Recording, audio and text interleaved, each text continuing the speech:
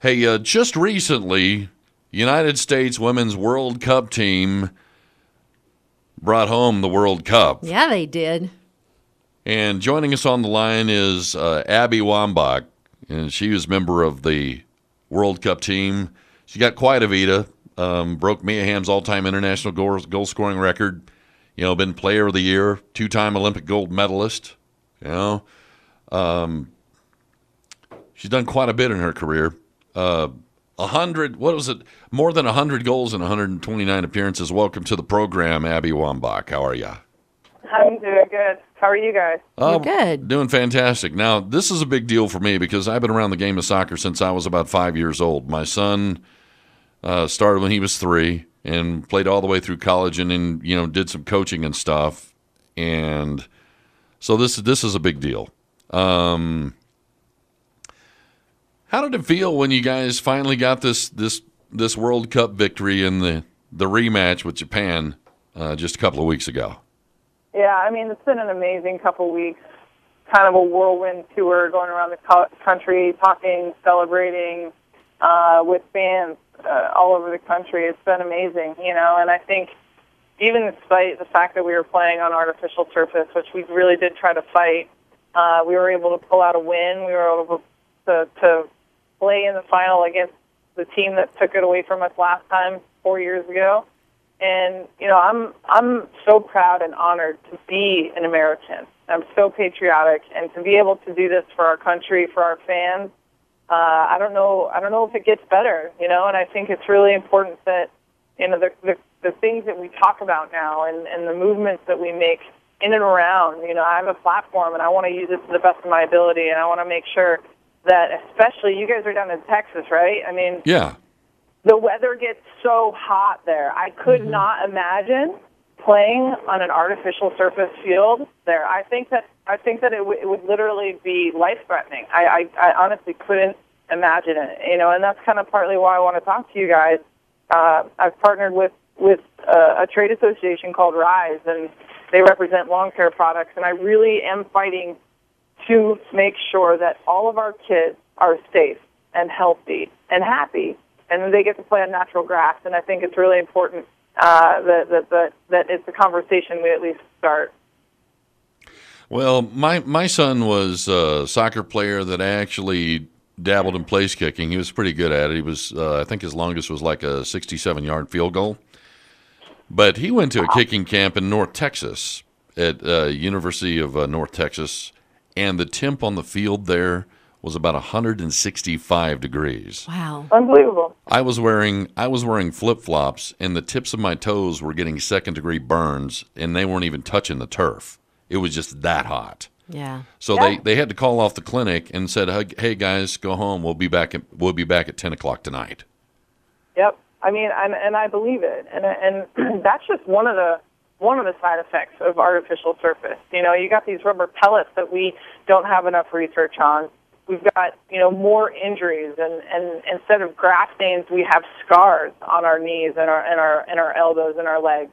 There are real concerns. But what I want people to understand and get in their minds is to look down into the future and 20, 30, 40 years and look down to our planet. And if we're covered in artificial surfaces, that is not a pretty planet. That is not a planet I want to live on. That is not a planet I want my children or my grandchildren to live on.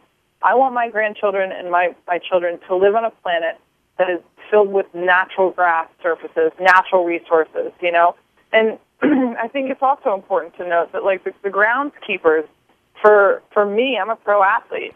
Groundskeepers are a huge part of me being able to do my job at the best of my ability.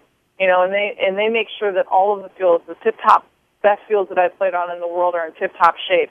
And it's just a passion of mine, and it's something that I want to continue to talk about.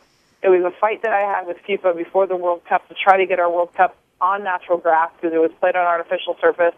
I thought it was a gender discrimination issue, and that's why this is a perfect partnership with me and RISE, because I really do believe wholeheartedly that when you go out into your backyard, you should have an opportunity to learn how to play sports, to learn how to be active on a natural grass surface. Yeah. Let me ask you this, Abby. Did you ever have any sidelining injuries due to playing on natural turf, like twisting your knee or playing on a damp surface where it's real slick and it just goes out from under you?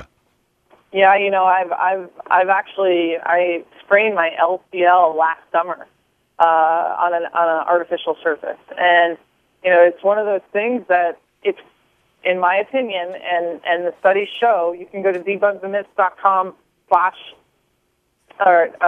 natural turf to find out more information, but you definitely are more prone to injury on an artificial surface than natural grass.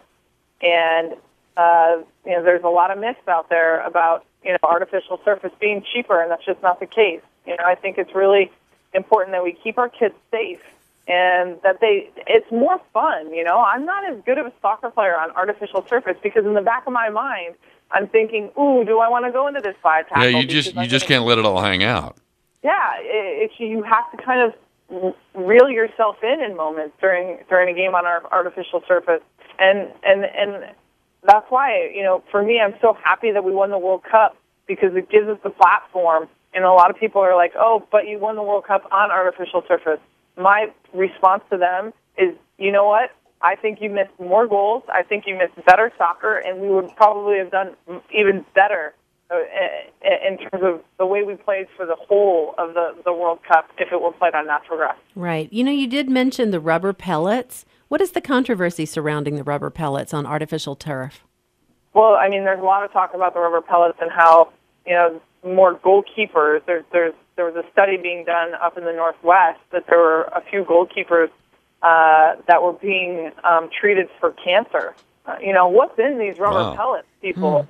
So it's another thing to think about. If you have kids, you know it. You've got them all over your house. They're in all of the shoes that your kids play on those fields with. And I think it's just a no-brainer. It's a conversation that I actually can't believe that we need to even be having because natural grass is so important. It's so important not just to learn how to play sports when you're young so that you can be a healthy, successful adult when you get older, but it's also important because it's a more forgiving surface for adults who want to go out and work out and play a game on whatever park or whatever field they want to go to. Yeah, weekend warriors have a hard enough time staying healthy anyway. Hey, Abby, we got about 3 minutes. A couple of things I want to get to real quick. I want you to comment on the gender equity issues as far as pay in women's soccer. The men's team versus the World Cup Women's Championship team making only $2 million in aggregate. Yeah, I definitely have a lot to say about this. I don't think 3 minutes is long enough, but the reality for me is us winning the World Cup gives us an opportunity to really try and vocalize how disappointed we are in that fact that we make 1/17th of what the men made, the men's German national team made last summer when they won the World Cup. And I think that's just, it's an abomination, and it's something that I'm going to do as much as I possibly can from now until the next World Cup to lessen that gap, to close that gap. Look, I'm not sitting here saying, look, we should be paid equally because we understand that the men, they generate billions and billions and billions of dollars. But I also was at this World Cup in Canada this last summer, and I saw these stadiums full. And now I'm seeing corporate sponsors getting involved in women's soccer because, and especially our team, because we have a product that does sell, and we are sellable to the marketplace. A lot of us are doing more media and more appearances now, and we're making more money now after the World Cup doing these appearances than we would with our contracts with U.S. Soccer. Right, that gap needs to be closed.